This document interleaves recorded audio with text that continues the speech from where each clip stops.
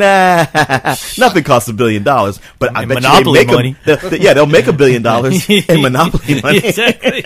All right, if this movie makes $1 billion, I will kill myself. Well, maybe more like pesos. I will not kill myself if it makes $1 billion pesos. Let me just be clear about that. Or right rupees. now. Or what money do they use in Russia? What was that? I forgot. If this movie makes $1 billion pesos, the ceiling cat will come and take me away. Well, any executive realizing that they spent $1 billion on this fucking movie, after watching this film, they're going to take a gun, point it straight up their ass so the bullet penetrates their asshole and their fucking brain at the same time. Just to get rid of this nightmare of this fucking atrocious film. Well, now, entitled Tim and Eric's $1 billion movie. Now, let's be honest. I'd be shocked if this movie cost more than $5 million. Let's see if I got it. I mean, they might have bilked somebody out of paying them more than $3 million. $3 million, okay. The cost. Yeah. And sure enough, it's one of those things that even though there's a few celebrities in here, they're just buddies with these guys, Yeah. Tim and Eric, apparently, because they appear on the no-budget TV show all the time. So, and they're actors who are like, I don't know if you'd call them all A-list. Jeff Goldblum is certainly not A-list He was at anymore. one time. He's recognizable. He's a Yeah. household name. Yeah, he was the Hebrew heartthrob at one point. Is that what they called him? Yeah, I've heard him called that. But John C. Reilly, John and C. Will Reilly Ferrell, is way A-list now. and Will Ferrell can Yeah. definitely make a lot of money with this movie. Or maybe he's on the way down, but still. And would you consider Zach Galifianakis he's A-list right now, since right he now. seems to be everywhere? that seems like the biggest gimmick these guys got going from it. They're two jackasses that nobody knows who do this quote unquote comedy, and yet they get these big name actors to appear in their TV shows and now their movie. Which is embarrassing. It's a trend that I'm really, really starting to hate. Yeah. It's funny because I normally in sketch comedy like absurdist sketch stuff that goes from one thing to the other on loosely held threads. I mean, Mr. Show functioned on that. Oh, absolutely. Monty Python did. But this is like absurd comedy if it was written by a 3-year-old who likes to play with his own feces. Now, Cyrus, see, that's because you an old man. This is the new wave of comedy. They're taking comedy to the next evolution, to an evolution where comedy is like not even funny anymore. It's like funny. Anyone know where I can? So passe. Anyone know where I can pick up a gun and point it right up my asshole? I'm ready to check out. The sad thing is some people actually agree with that statement. Oh, I know. Like the Onion AV Club, who I tend to agree with more than I don't, but they gave they gave it a B+, and they said, I quote, feels genuinely dangerous and transgressive. It makes a virtue of going way too far because other comedies don't go far enough. Oh like, my what God. what are you talking about? Are you a crazy person? I don't understand. Like, I don't want to live in this world anymore. I know, right? Where this has anything more than like a 2% on Rotten Tomatoes. Who wrote that? The janitor from fucking that group? What? I don't get it. They give him $20. It must have been anonymous. I'm just gonna go with that. Yeah. They got hacked. Smart move. Well, welcome to my world. I've lived long enough to watch things that were generally considered awful become praised. And I'm like, what has this world come to? And praised for so long that I eventually have to go like, yeah, it is great. I see what's going on now. Well, the thing is, you always have that one friend who fits in that category of watching things that are so awful that to them it goes beyond that point into absurd art or just so awful that it's funny unto itself because of its awfulness, that they feel the need to share to you because this is something that they consider special. You're right. And to that, see, when you say something like that, I know there's hipster people out there, or comedy hipsters, who go like, that's what I'm talking about, something avant-garde, performance art. That's what I want. This sounds like what I want. And I would say to you, I've seen those things that you're talking about, things that, maybe they're outside my wheelhouse, but I can recognize that they are something daring. There's nothing daring here. Oh, yeah. It's just a lot of lame comedy and shock value stuff. And words that get repeated over and over and over and over and over and over and over and over and over. And how many times? Yeah, and over and over, over and over. See, that's the part Sorry, of turn the the TV joke. off. I'm tired of watching Tim and Eric. That's part of the joke I just don't get. It's like they think it's hysterical to have someone just do the same thing over and over and over and over and over and over and over again until it would be completely dull in any other context. And guess what? It still is in this context. Yeah, the idea that you do it so much that it's annoying, but the fact that you're doing it so much makes it funny. But actually, that kind of bit is about 10 years old. Yeah. So it's become lame again, fellas. Well, I mean, I know you guys think that you're on the edge, but you're not. I mean, wait, at one time but not anymore. I feel like I would have been at least not as in hate with this film if they had followed the format of the show, which was a bunch of very short sketches. There's just scattershot, boom, whole bunch of stuff. If you're lucky, one of those things might make you go, okay, that was kind of funny. I chuckled because it was so bizarre. But no, this is one long story they've got here, which is like, all right, think for yourself out there, Spillland. If you're one of those people who are like, no, I kind of like Tim and Eric's, imagine your favorite Tim and Eric sketch ever. Now imagine that sketch at a full hour and a half, and then you've got Tim and Eric's the movie. See, I always think it is, think about watching Tim and Eric, and you love that show, and there's one part that you really fucking hated. Imagine that part running for fucking an hour and a half. The problem for me is that whenever I've watched Tim and Eric, I've hated the entire show. Like, there's never a part of it that I like some of it. None of it. Hate those guys. Hate their comedy. I hate the way it just kind of trails off. And it's like where they kind of blow off like, oh, punchlines. That's your dad's comedy. We don't do punchlines anymore. We're clearly the perfect crew to review this. But I have friends who tell me, even Cory is like, I don't know, I think some of their sketches are funny. I even have a guy who loves them, and I hate the show. Yeah. Now, me too. That said, watching this, I was like, you know what? As much as I hate this show, the fact that they are having to buckle down and not do so much random shit, and I have this playing in the background while I'm doing something else, I found myself not quite getting angry about it. Yeah. Like there's no part of me that likes it. Yeah. All I can say is, it didn't make me angry the way watching this show makes me angry. So the sequence with a bunch of like small children shitting diarrhea into a tub that was gradually filling up as Eric started almost inhaling their diarrhea poo didn't make you angry at all? You didn't went on for like 10 minutes? You didn't let me finish my sentence. Yeah. I didn't hate it up to that point. Oh, fair enough. Sorry, sir. Because okay, did I mention that at the same time Tim was being fucked by a strap-on by a 64-year-old woman? Did I mention that? That it was flashing back and forth? You know what? Honestly, when you say it like that, it sounds kind of funny. You would think, how can you fuck that up? The thing is, I've always hated their celebrity cameos that they've had on this show, because I'd be like, oh, it's John C. Reilly, or oh, it's Jeff Goldblum. And I watch, I'm like, wow, they just got them up here looking like fools. Yeah. Now, with this movie, it starts out with their first celebrity cameo is Zach Galifianakis. And he is fucking awful. Like, as much as I hated him in Due Date, even more so this character here. Oh, yeah, this is the worst. Yes, the worst. Just half thought out, have him worst. dressed like an Indian. Let's make fun of these things that we aren't really committed to. I hate this non-committal comedy. But later when they meet up with Will Ferrell is one of those times when he was actually making me laugh. I like his character alone, or the way he was pulling it off. I was like, you know what? I'm gonna catch shit, but I'm actually laughing at this part. Now, I can't say I ever laughed at anything else in the movie. Okay. Well, the thing about Will Ferrell is it's just short enough. Yes. That, I mean, it's the smallest cameo probably in the film. You're like, okay, maybe that's going to play into something actually funny later. The only way that it is funny is that you're like, what just happened? Right. Which is a lot of this movie. Well, Will Ferrell's there to get the plot kicked off, which we haven't even talked about yet. So let's say what that is. Tim and Eric, Tim Heidecker and Eric Wahrheim playing themselves. They're given $1 billion to make a movie by the Schlang Corporation, but they totally fuck it up. They spend it on just any number of stupid a suit made of diamonds. Yeah, just a huge stack of unrealistic. Yeah. Crazy shit that you have to go, all right, that's funny. Oh, look, they're dressed up like the Jersey Shore. Yeah, you have to control yourself from yelling out the scream, okay, I get it! Yeah, they're given, like, I can't remember what the deadline was, but a very short period of time to pay back $1 billion to this company that is... Who is the guy? Robert Loggia. Yeah, Robert Loggia. Yeah, Loggia, playing like sort of a mobster film producer guy. It's like, I'll kill them if they don't. So they skip town looking for a way to pay the money back, in which is they see a commercial with Will Ferrell saying, hey, run my mall. You'll make $1 billion. They go, we could do that. We could run a mall. They form a little corporation and go there presenting themselves saying, okay, we want it on the mall. Will Ferrell goes, great, see you later.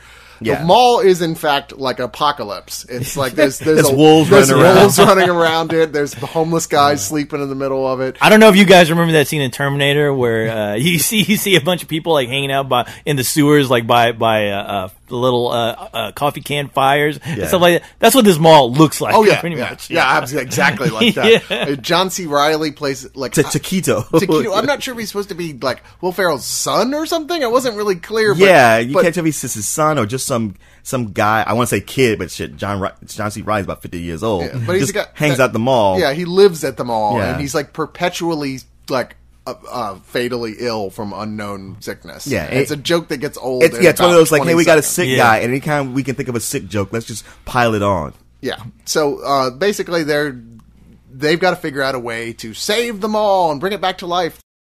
Come on down to the grand reopening of the Swallow Valley Mall. I'll be there. My best friend Tim Heidecker will be there. You're gonna like what you see. Ooh, you're gonna like the fake trees. Ooh, you're gonna like all our new stores. Ooh, you're gonna like meeting my new son, Jeffrey. I'm gonna murder myself if you don't come down to my new fucking mall. Come on down to the grand reopening of the Swallow Valley Mall. My dad told me this is the coolest mall ever. You think you know more than my dad? Don't fucking come then. It's the grand reopening of the Swallow Valley Mall. It's just off Route 35, right here in historic Swallow Valley. The whole time, is it Tim who's the big one or Eric is the big one? Tim is the little one. All right, Eric is in love with a girl he saw in the commercial who works in the mall, played by what's her name? Erica Durance, who's an old soap opera actress. That's the one who's like. Oh wait, no. Erica Durance from Smallville. Yes, she was Lois Lane on Smallville. Who is it I'm thinking of then? I don't even know if she's in the credits on it. Twink Kaplan, that's her name. There you go. Okay. Yeah, who's like an old. She was in Clueless and Look Who's Talking movies. Jesus. You know? Yeah. And now she's here. Yeah, now she's here. And like I said, she's like 64 or something. So it's like, it's not what you call a romance you want to see play itself out. No. But it does. But it does eventually. Anyway, so he's trying to hit on Mac on her, and Tim is trying. I don't know what Tim's trying. Oh yeah, he's forcibly adopted the son of one of the guys who used to run a store. The janitor, I think. Who he makes forces to be the janitor. Oh, my God. It's that weird, like, pedophilic joke there that you're like, why are you doing this? Oh, no. What?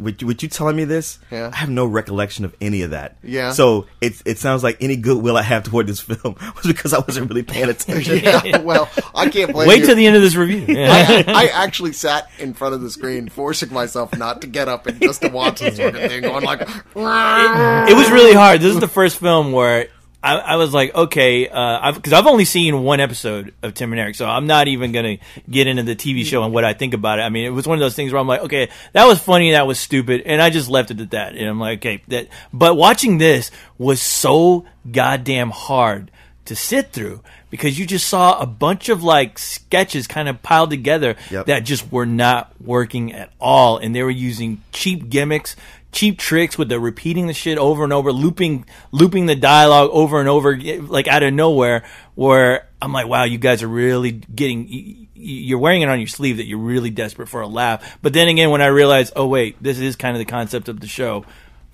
it made it sitting there realizing that I'm like, I'm going to have to endure more of this. And I'm only into the first like 15 minutes of the movie. It's funny, like, you know how much I hate when people throw around the term pretentious. I do, because people overuse it like crazy. Oh, absolutely. But what it actually means is like being arty for arty's sake, or weird for weird's sake. Like you have no hidden motive, you have no reason to anything you're saying with it. You're just like, let's put this in here. That'd be weird, and then we can pretend like we are important because of it.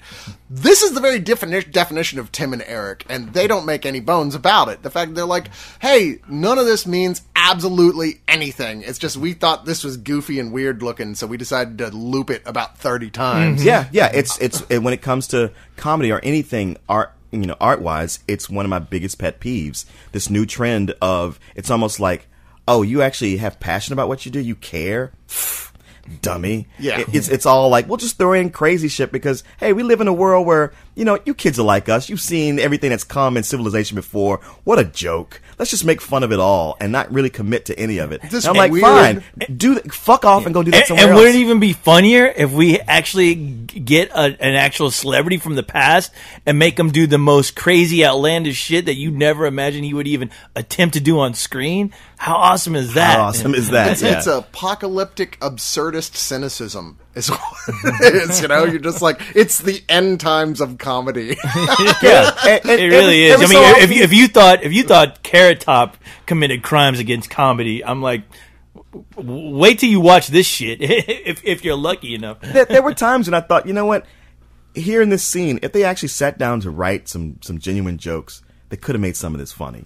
But they couldn't be bothered to do that. No. I mean, well, that's like their fans of the show wouldn't know what to do. Right. Scratching their heads like, they're selling out. They actually wrote a joke. It's like if you were playing a game and you realize you couldn't win, so you just start acting goofy and bouncing around and throwing the ball into the stands. Yeah. And so once it was over, it's like, well, of course he lost because he was acting like a clown. It's like, yeah, because he was a big coward. Yeah. You couldn't just get out there, do your best, take your lumps if you fail. Or what? No, they don't have time for that. But the thing is, with a movie like this, I can appreciate just the whole idea of making a film and even incorporating comedy into it, because comedy is never easy. Sure. Some people make it. It's always like the hardest thing. That's why a lot of these comedians, they have all kinds of fucking problems, and that's where their comedy stems from. And there's a reason for that. These guys, watching this made me really appreciate, not only like with people who actually try to incorporate real comedy, like something to like really make you laugh and think, but like Spill.com. Exactly, yes, exactly. That's the words. You just vomit them out, yeah. But looking at a filmmaking aspect as far as a movie like this, because watching this, it made me appreciate a film company like Troma Films, to where you can almost put a Troma film side by side, and you can see how Troma just sells it better than these guys do, because Troma is trying to make something outrageous, but they're being committed to it. Yes, they are. They're committed to the idea and the outrageousness, but they do it so well that it makes sense in the idea of what they're trying to get across.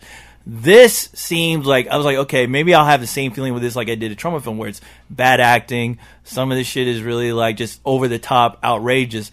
But here it's like, wow, they just took the idea of like the grossest thing they can possibly come up with and just throw it right in front of you. Like they just took a shit, threw it right in front of you, and now it's up to you to decide if this is funny or not. If there's a script on any level, it was like about as big as the synopsis on Wikipedia, which is one short paragraph. Like is that right? It is, you're right. Because everything else just felt like a couple of, like I said, 13-year-old boys who are like, all right, what are we going to do next? Well, okay, let's film this and let's have this happen next. Okay, that sounds fine. Yeah. I don't get it, but sure. And the thing is, I'm having like a real struggle, because it's like, in some ways, to the fans of this show, you want to be fair, Sure. I wish we had a fan of the show to do his review with us, but yeah. Well, the thing is, I talked to several fans who enjoyed this show, and I was actually glad to hear back that they hated it. They couldn't stand it. I was going to say the same thing. I've talked to several fans of the show, and I only know one who didn't hate it. Mm-hmm. He liked it, but everybody else was just like, screw that. Yeah. Wow. The thing is, who is that guy, so we can go beat him up? You know him too. With everything we said, like I said, I probably didn't have. It wasn't a hemorrhoid to me like it was to you guys, but I set it up in circumstances to keep that from happening. But like falling asleep and waking up. Well, you know what? I actually didn't fall asleep in this one. That's usually my method for getting out of it. But like I said, because I have such vitriol for the show, I came in. When I say I was expecting the worst, you don't know the worst I was expecting. I was expecting Serbian film, and it managed to be close, a little bit above that. But also, I look at it. You know what? This movie is short. It's really short, and it's so cheap. I'm like, you know what? People like normally I don't want to make a call to action, say go see this, don't see that. I would tell you not to go see this, in as much as everything about it screams they're gonna show it on Cartoon Network. Yeah, it seems like it was made for Cartoon Network, and they just went, let's just send it around the festivals and see what happens. Yeah, it's actually getting a theatrical release, like a general limited release. So, right. Yeah, might be in your town for you not to go see. So because I really didn't like it, but just didn't get angry, I'm just gonna simply give it some old bullshit. Wow. Okay. Well, once again, I'll do a Tim and Eric skit. And my rating is fuck you, fuck you, fuck you, fuck you, fuck you, fuck you, fuck you, fuck you.